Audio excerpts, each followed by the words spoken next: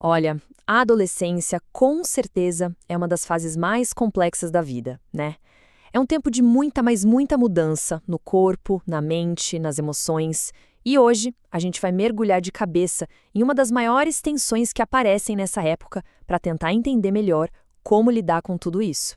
E talvez a pergunta que mais bate forte nessa época seja essa, né? Como é que se consegue ser uma pessoa única, autêntica e, ao mesmo tempo, pertencer a um grupo? É um dilema e tanto. Um verdadeiro cabo de guerra dentro da gente. Pensa só, de um lado tem aquela vontade gigante de ser diferente, de ter a própria identidade, sabe?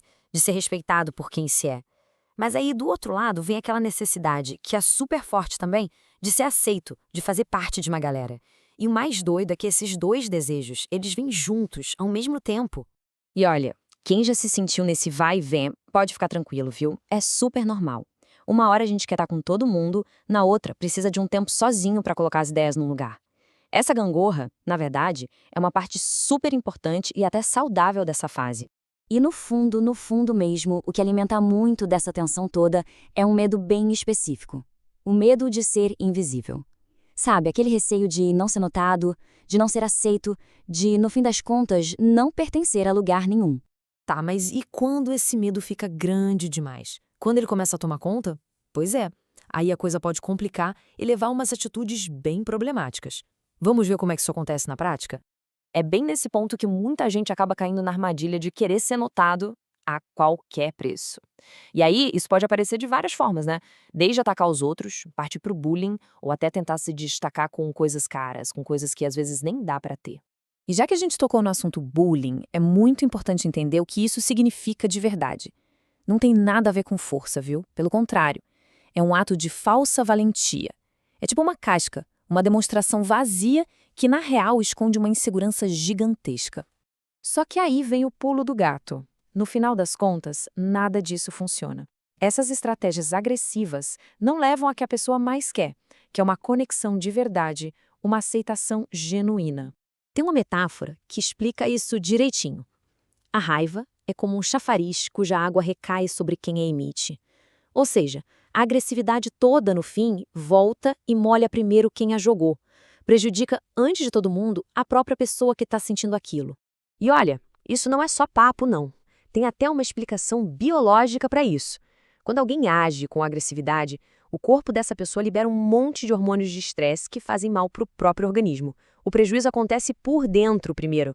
E na vida social, com os amigos e tal, o resultado também é pura ilusão. Claro, a agressividade pode até chamar atenção, gerar um tipo de admiração, mas é algo super superficial, que na verdade é baseado no medo, e some rapidinho.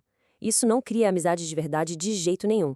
Até porque o que sustenta uma amizade de verdade é justamente o contrário de tudo isso, né? A amizade se constrói com paz, com confiança, com leveza, com a coragem de se abrir para o outro. Fica impossível sentir essas coisas perto de alguém que vive machucando os outros. Ok, então se a agressividade não é a resposta, qual é a saída? Qual é o ponto de virada? A boa notícia é que existe sim uma ferramenta super poderosa que ajuda tanto a gente a se cuidar melhor quanto a construir relações muito mais legais. E essa ferramenta se chama empatia. A definição é bem simples, mas o poder dela, nossa, é gigante. Empatia é o exercício de tentar, de verdade, se colocar no lugar de outra pessoa. Tentar sentir o que ela está sentindo. E o legal é que dá para praticar a empatia. Tem um exercício que é muito bom para isso. Olha só. Primeiro pensa numa atitude agressiva que alguém teve. Pensou? Agora, imagina outra pessoa fazendo exatamente a mesma coisa, só que com quem foi o agressor. Como será que essa pessoa se sentiria? Como ela reagiria? Só fazer esse exercício já pode mudar totalmente a nossa forma de ver as coisas. Isso tudo leva a gente para uma diferença que é crucial entender. Uma coisa é ter conflitos, é discordar, isso é super normal, acontece em qualquer relação. Outra coisa, bem diferente, é agressividade, é medo, é bullying. Isso não deveria ter espaço. Sabe, o caminho para amadurecer de verdade não é sobre nunca errar. Ninguém consegue isso. É sobre aprender a pedir desculpas quando a gente pisa na bola. E tão importante quanto é aprender a perdoar. Perdoar os outros e perdoar a si mesmo também. Isso sim é sinal de que a gente está crescendo. Então, para fechar, toda essa nossa conversa leva a uma reflexão final, que amarra tudo. A grande questão não é como eu sou notado, ou como eu me encaixo. A pergunta de verdade é: que tipo de amizades a gente quer construir? Com base em quê? Fica aí a reflexão. A gente se encontra na próxima.